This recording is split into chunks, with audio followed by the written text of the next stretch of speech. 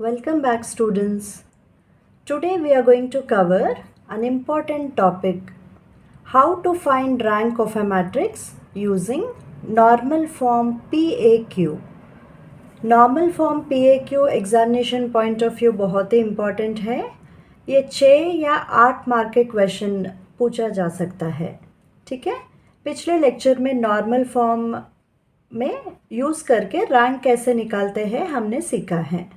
ठीक है, आज नॉर्मल फॉर्म PAQ के बारे में सीखेंगे। वर्किंग रूल बहुत सिंपल है। पहला स्टेप आपको लिखना है, let A is equal to IMAIN। जो भी मैट्रिक्स दिया रहता है उसको LHS में लिखना है और RHS में नंबर ऑफ रोज जितना दिया है उसका आइडेंटिटी मैट्रिक्स यहाँ पे लिखना है और A एज इट इज़ लिख के नंबर ऑफ कॉलम्स जितना दिया है उसका आइडेंटिटी मैट्रिक्स लिख के आपको फर्स्ट स्टेप कंप्लीट करना है। ठीक है, और LHS में जो A है that we call it as coefficient matrix. RHS IM को प्रीफैक्टर बताते हैं और IN को पोस्ट फैक्टर बताते हैं। दूसरा स्टेप क्या है, जब भी आप रो ऑपरेशंस यूज़ करते हो LHS में, उस सेम ऑपरेशंस आपको प्रीफैक्टर IM में यूज़ करना है। इसी तरह अगर आप कॉलम ऑपरेशन यूज़ कर रहे हो LHS ऑफ A में, सेम कॉलम ऑपरेशन आपको पोस्ट फैक्टर में अप्लाई करना रहता है। कितने बार आपको ये प्रोसेस कंप्लीट करना है, आपको LHS मैट्रिक्स जो है उसको आइडेंटिटी मैट्रिक्स बनाना है। जब तक LHS आइडेंटिटी मैट्रिक्स नहीं बनता है तब तक आपको ये स्टेप 2 और स्टेप 3 रिपीट करते रहना है। ठीक है, let me justify this with one example. ठीक है, find non singular matrices P and Q such that A is equal to 3 रोज और 4 कॉलम्स दिया है तो मैट्रिक्स का साइज क्या हो गया है 3/4। This is very important students. अगर आप 4/3 लिखा है 3/4 के जगह तो complete solution will go wrong, so you have to be very careful here. Okay, हमेशा नॉर्मल फॉर्म PAQ जब भी आप सॉल्व करते हो तो रोज़ को काउंट करना है पहले और कॉलम्स को काउंट करना है। रोज़ कितना है 3, कॉलम्स कितना है 4। ठीक है, ये 3/4 मैट्रिक्स को नॉर्मल फॉर्म में कैसे रेड्यूस करेंगे हम लोग सीखेंगे। ठीक है, सो फर्स्ट स्टेप क्या है, let A is equal to how many rows are there 3 rows, so you have to write I3 A। We have 4 columns so I4 लिखना है। तो पहला स्टेप ये क्या है, I3 प्रीफैक्टर है और इसको क्या बताते हैं I4 को पोस्ट फैक्टर। रो ऑपरेशंस अगर आप कर रहे हो तो प्रीफैक्टर विल चेंज।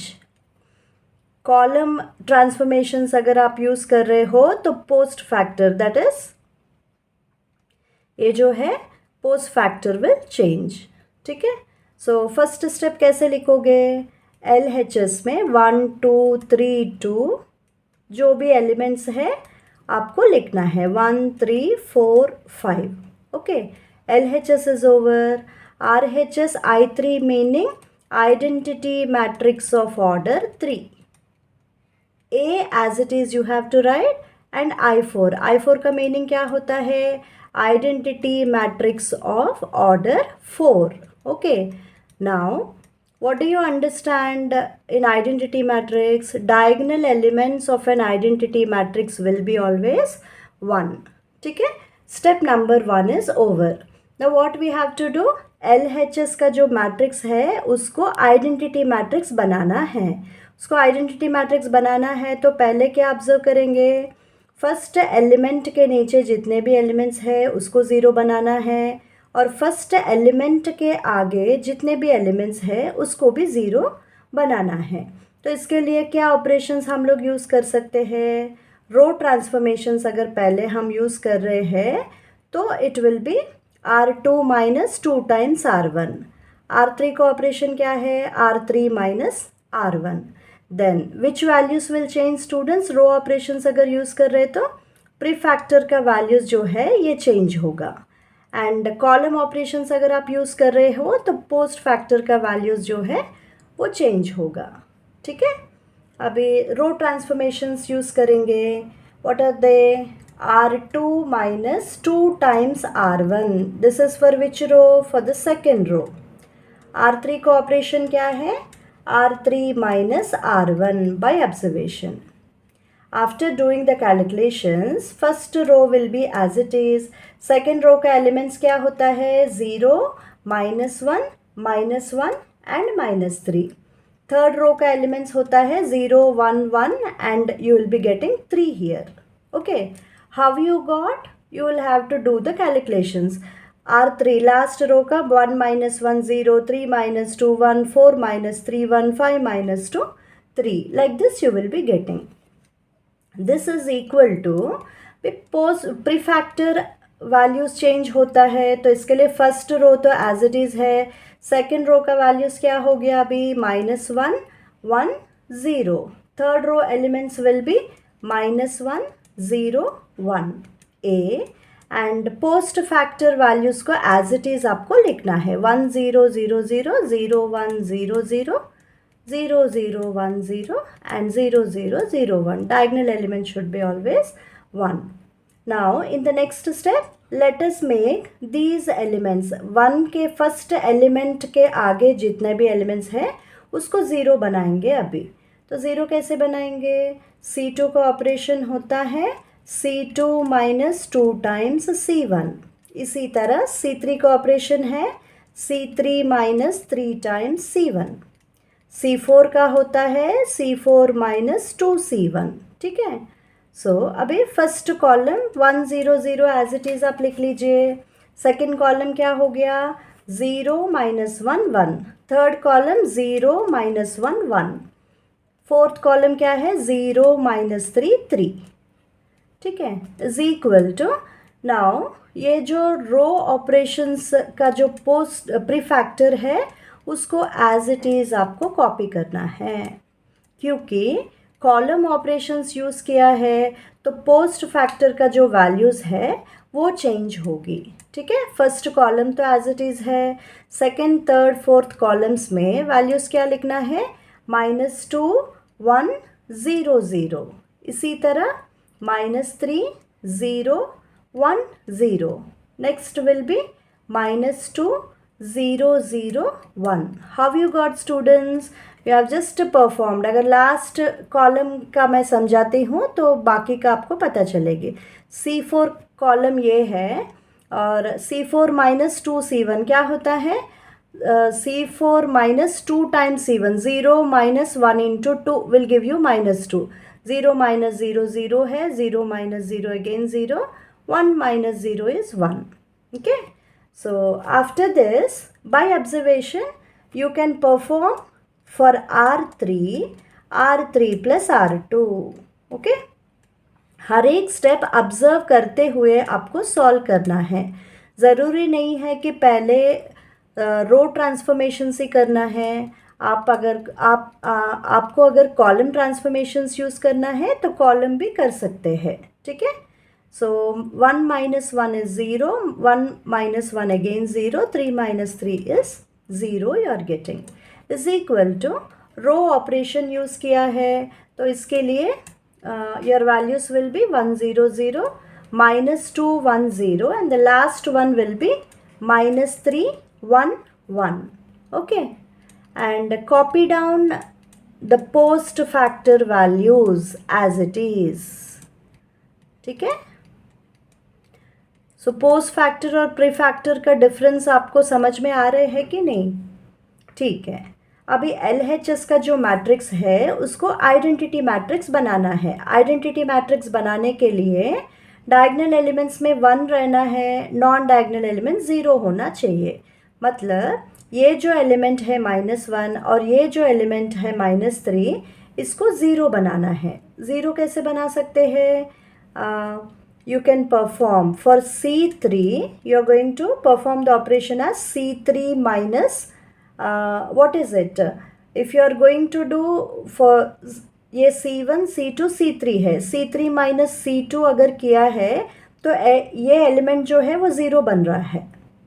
इसी तरह अगर इसको ज़ीरो करना है तो क्या करना है, C4 को ऑपरेशन है C4, this is nothing but C4 minus how many times you have to multiply, minus 3 times C2। अगर इसको 3 से मल्टीप्लाई करेंगे तो ये एलिमेंट ज़ीरो होने वाला है, ठीक है। So how the elements will B, first 2 column का एलिमेंट्स एज इट इज़ आपको लिखना है, थर्ड कॉलम का वैल्यूज़ हो गया 0 0 0, इसी तरह फोर्थ का भी 0 0 0, you got.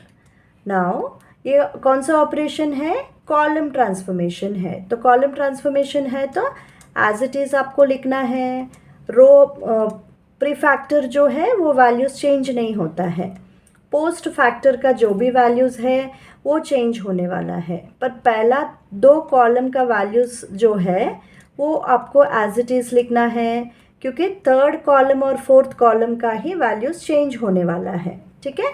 So third value क्या रहेगा, -1 -1 1 and 0 you will be getting. Similarly it is 4 -3 0 and 1. Okay, now again you will be observing, now is this matrix an identity matrix, students?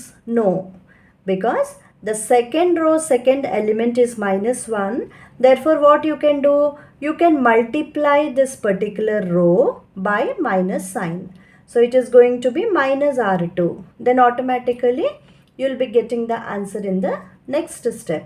Okay, what is the operation for R2? R2 is या तो R2 upon -1 कर सकते हैं या -R2 you can write. So this will be 1 0 0 0 0 1 0 0, बाकी जो elements है zeros है, ओके।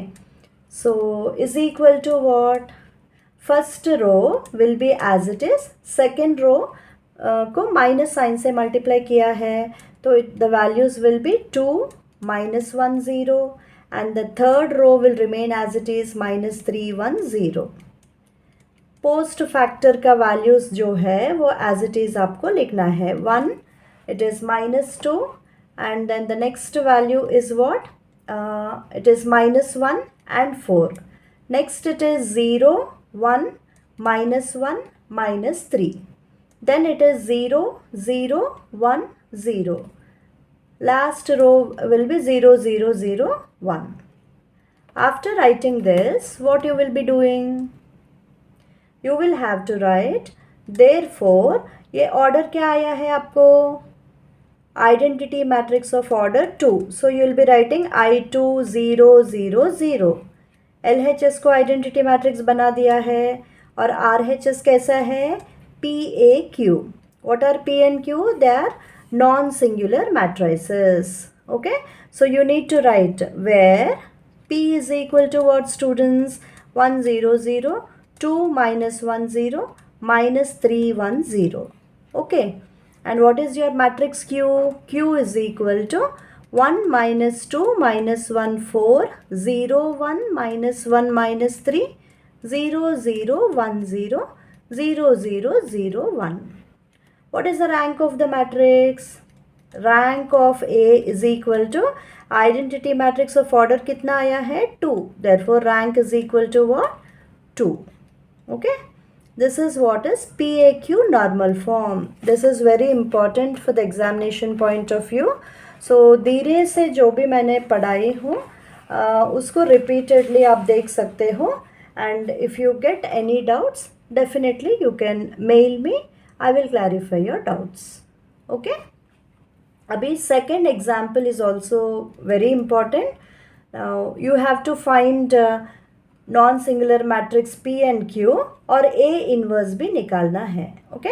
टाइम बचाने के लिए मैं डायरेक्टली मैट्रिक्स को लिख रही हूँ यहाँ पे, and I will just right find rank and A inverse using PAQ normal form,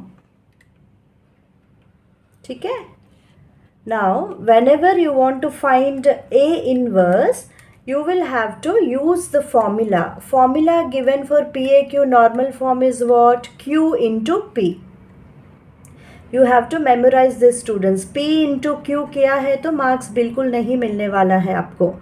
Okay, A inverse is equal to what? Q into P. Okay, so how do we go about? Whenever the matrix is a square matrix, then only inverse is possible. Okay, first step क्या है? Let A is equal to what you will be writing? IMAIN.